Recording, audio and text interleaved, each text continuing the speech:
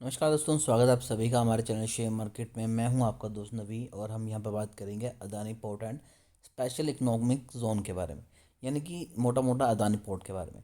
तो देखिए, इस शेयर को लेकर मैंने काफ़ी ज़्यादा फ्यूचरिस्टिक चीज़ों के ऊपर बात की थी, जिसमें मैंने कहा था कि ये कैसे कैसे नई टेक्नोलॉजी को एक्वायर कर रहे हैं, साथ ही साथ कंपनी नए नए जितने भी बंदरगाह हैं, पोर्ट हैं, उन्हें अपने अंडर लेके आ रही है। और साथ ही साथ कंपनी की सबसे जो अच्छी चीज़ मुझे लगी, प्रमोटर होल्डिंग।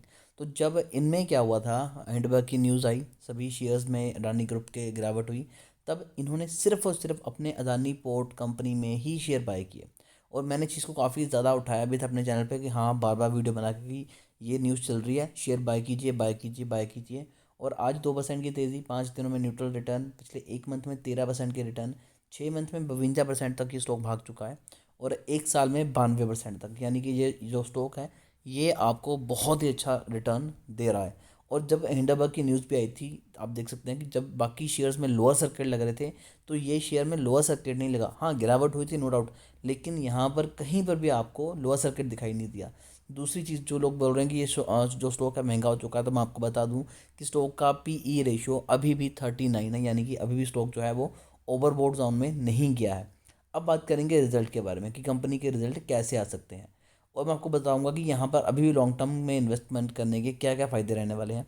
सबसे पहले बात करते हैं सितंबर 2023 की। तो उसमें यहाँ पर सिंपल सी चीज़ आपको दिखाई दे रही है कि क्या हुआ था कि 1220 करोड़ का कंपनी ने सेल्स की।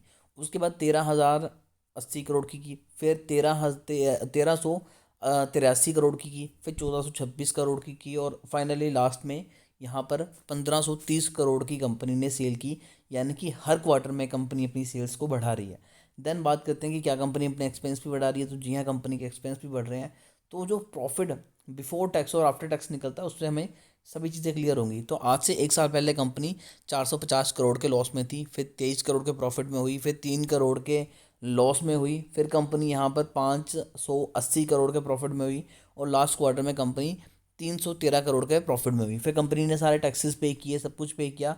फिर बात करेंगे जो प्रॉफिट फॉर द पीरियड, सब कुछ पे करने के बाद कितना निकला, 195 करोड़। इससे पहले कितना था, तकरीबन तकरीबन 395 करोड़। इससे पहले 191 करोड़, 11 करोड़, 300 करोड़ का लॉस। तो डेफिनेटली अगर हम ओवरऑल भी देखें तो कंपनी बहुत अच्छा परफॉर्म कर रही है।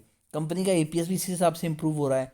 और अगर ईयर ऑन ईयर बेसिस पे भी चीज़ों को कंपेयर करें, तब भी आप यहाँ पर क्लियरली देख पाएंगे कि कंपनी में रिजर्व में सरप्लस में पैसा कितना जुड़ा है। तो 28,104 करोड़, इससे पहले 25,990 करोड़ था, इससे पहले 21,000 करोड़ था, उससे पहले 19,300 करोड़ था, उससे पहले 19,911 करोड़ था। यानी कि कंपनी के पास रिजर्व में भी पैसा जुड़ रहा है, कंपनी के एसेट्स बढ़ रहे हैं, कंपनी खुद को इम्प्रूव कर रही है। और सबसे अच्छी चीज़ की बताऊँ कि कंपनी अपना कर्जा भी अब पिछले साल के मुकाबले कम कर रही है। अगेन ये एक अच्छा साइन है कि कंपनी हर चीज़ को बड़े ही एक सिस्टमेटिकल वे से कंट्रोल कर रही है। और कंपनी के रिजल्ट तो बड़े अच्छे आ रहे हैं, आप सभी को पता ही है। तो जिस हिसाब से कंपनी के लास्ट क्वार्टर के रिजल्ट रहे हैं, जो कि लगातार इंप्रूव हो रहे हैं, तो Q3 के रिजल्ट भी अच्छा आने की उम्मीद है। और अगर ऐसा होगा तो ये जो स्टॉक आपको 1151 रुपये का दिखाई दे रहा है, ये आराम से 1300 के लेवल को टच करेगा। फिर भी इस शेयर को लेकर अगर आपकी कोई भी क्वेरी है, तो आप कमेंट कर सकते हैं। हमारी कोशिश होगी कि आपको एक अच्छी एडवाइस दें।